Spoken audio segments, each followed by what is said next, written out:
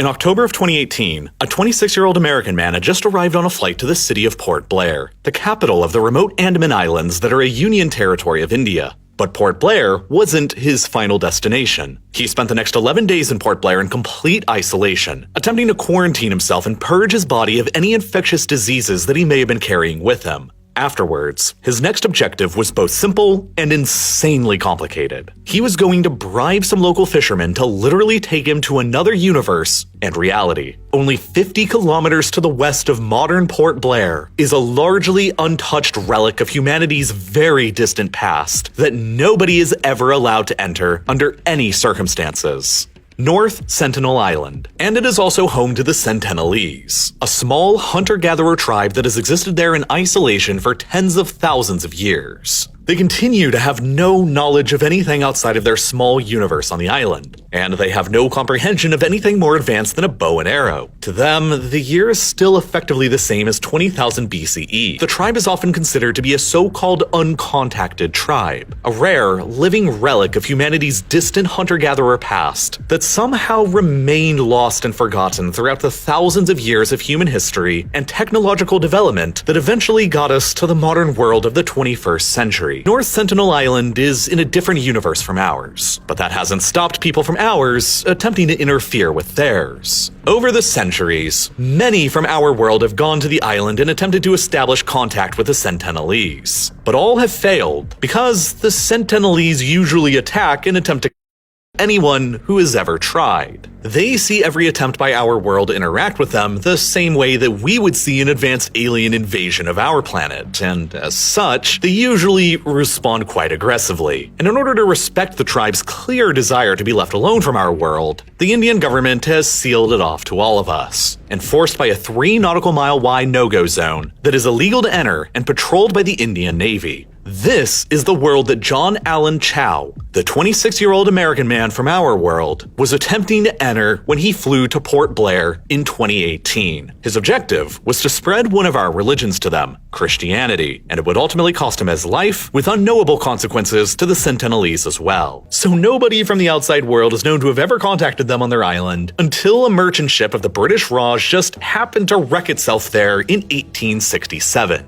The ship's 106 British and Indian survivors managed to reach the beach and likely believed it to be uninhabited, while they sat and waited for rescue. But 3 days after their crash, according to their own reports, a group of naked islanders suddenly emerged from the jungle of the interior and attacked them with arrows. The large 106 members of the crew were successfully able to ward them off until they were rescued by the Royal Navy, but the first contact between our worlds had ended in violence. Then, 13 years later in 1880, a 19-year-old English aristocrat had recently been appointed as the British Crown's administrator of the Andaman Islands and the head of the Port Blair penal colony. His name was Maurice Vidal Portman, and he decided to lead a party to North Sentinel Island in order to figure out who he was administering there. They landed and were avoided by the Sentinelese for days as they patrolled and scouted through the jungle, only managing fleeting glances at a time. After a while, the party finally encountered an elderly couple and 4 children. Portman essentially these 6 Sentinelese and took them on his ship back over to Port Blair, where the elderly couple quickly caught diseases and died. Frustrated, Portman gave the 4 children gifts and then dumped them back on North Sentinel Island. After these events, Portman wrote in his journal that, quote, "This expedition was not a success. We cannot be said to have done anything more than increase their general terror of, and hostility to, all comers.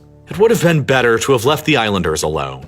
End quote. These oral stories may have then been told across generations of Sentinelese and become a sort of exaggerated legend through to the present, warning them against ever trusting any outsider who comes to visit again. Portman would return to visit the island several more times across the 1880s, but from then on, the Sentinelese would always fiercely assert their independence with massive aggression. Later in 1896, an Indian convict escaped from the penal colony at Port Blair on a makeshift raft and was unfortunate enough to drift across the ocean to the beach of North Sentinel. A search party was organized by the British to find him, and then, several days later, they found his body on the beach of the island. The Sentinelese had their first known invader only a few years after the clumsy visitation by Portman, and the message they sent by doing so was clear. There would be no known further visits from the outside world until decades later.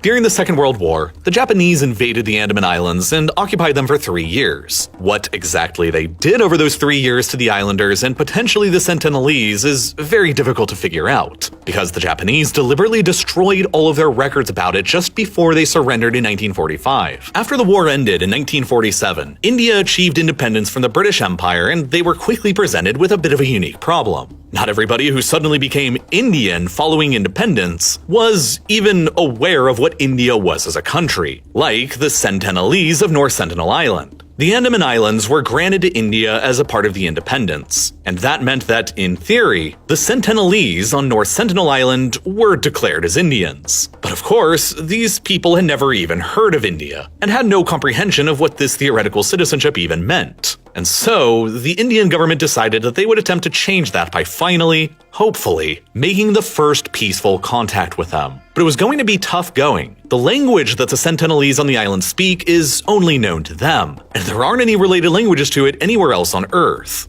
Even the other indigenous languages spoken by the other indigenous people of the Andaman Islands are considered to be mutually unintelligible by whatever the Sentinelese call themselves. And of course, the Sentinelese are too hostile to allow anybody close enough to gain any linguistic clues from them. That meant that communicating with them linguistically was effectively going to be impossible, and that only left communicating through actions and body language. So beginning in 1967, an Indian anthropologist named Triloknath Pandit began sailing around the island and depositing gifts across the beaches in order to try and gain the islanders' trust. Then, in 1974, National Geographic decided to lead a film crew to the island with armed police and a team of experienced anthropologists, including Pandit. They were filming a documentary of the Sentinelese called Man in Search of Man, and some of the footage they managed to capture is the only surviving footage we have here in the outside world of them. Their objective was to sail around the island for 3 days and deposit gifts around the beaches to try and win over their trust. Once they got through the barrier reef, the Sentinelese emerged from the interior jungle and peppered their boat with arrows. But undeterred, the crew continued sailing around the island to a new location and deposited their gifts on another beach: a toy car, a doll, a set of aluminum cookware, coconuts, and a live pig.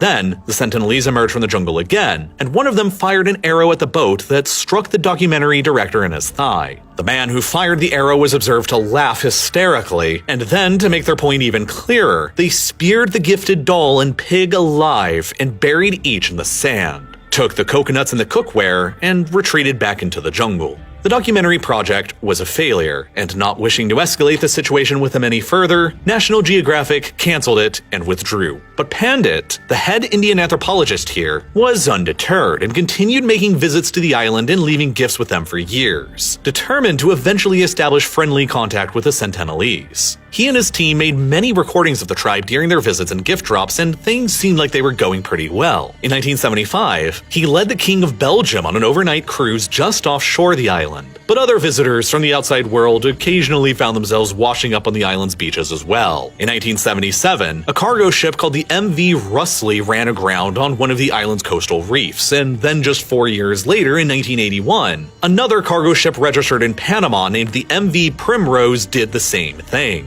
The crew of the Primrose became shipwrecked, and they had to wait patiently for another ship to arrive and rescue them. Nothing too unusual was noticed until several days later, when one of the crew suddenly spotted emerging from the jungle, quote, around 50 naked wild men waving bows and arrows on the beach. Terrified and crucially unarmed, the crew had to hastily radio their shipping company's office and demanded an immediate airdrop to be flown in, delivering guns and ammunitions to defend themselves with. For the Sentinelese, it was like a repeat of the 1867 British Raj-era shipwreck. But luckily for everyone involved this time, an American helicopter pilot who happened to be working in the area nearby was contacted and was able to land on the ship's deck and airlifted around 30 of the crew members away to safety. The sight of such a thing to the Sentinelese on the beach was probably incomprehensible, but they left behind their entire ship on the island and all of its iron, which sort of immediately catapulted the Sentinelese through the technological eras to at least the Iron Age. because they are known to have gone aboard and scavenged this ship for iron and tools and weapons ever since. You can still see the remains of this ship's wreckage today in Google Earth when you go to North Sentinel Island and look at the island's far northwestern corner. But alongside these more clumsy encounters, Pandit was still attempting to conduct his professional ones. By 1988, Pandit observed that after depositing gifts on the beach, a Sentinelese man was seemingly dancing with joy. A month later, during another visit, as he and his team were dropping off bags of coconuts, there were some Sentinelese who approached them on the beach and got within 10 yards of direct contact. And then came what seemed to be the breakthrough between the two worlds in 1991. Pandit had sent one of his junior anthropologists to the island to lead a routine gift drop, Madhumala Chattopadhyay, who was, notably, a woman.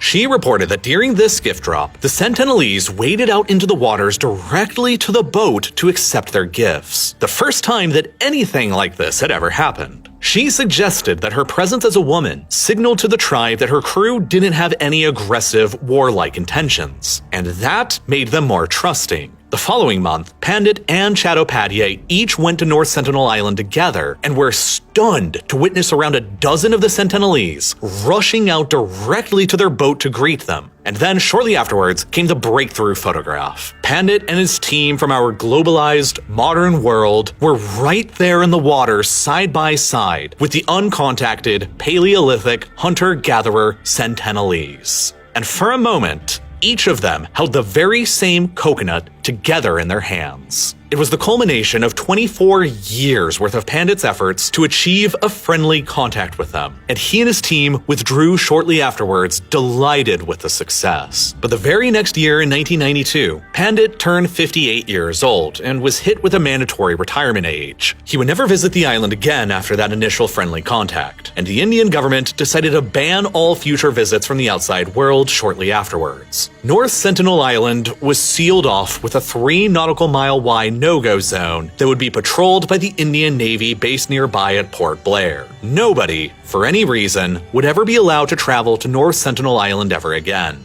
both for the protection of the Sentinelese themselves and for the protection of what the Sentinelese might do to anyone else who visited, until the American Christian missionary in the fall of 2018.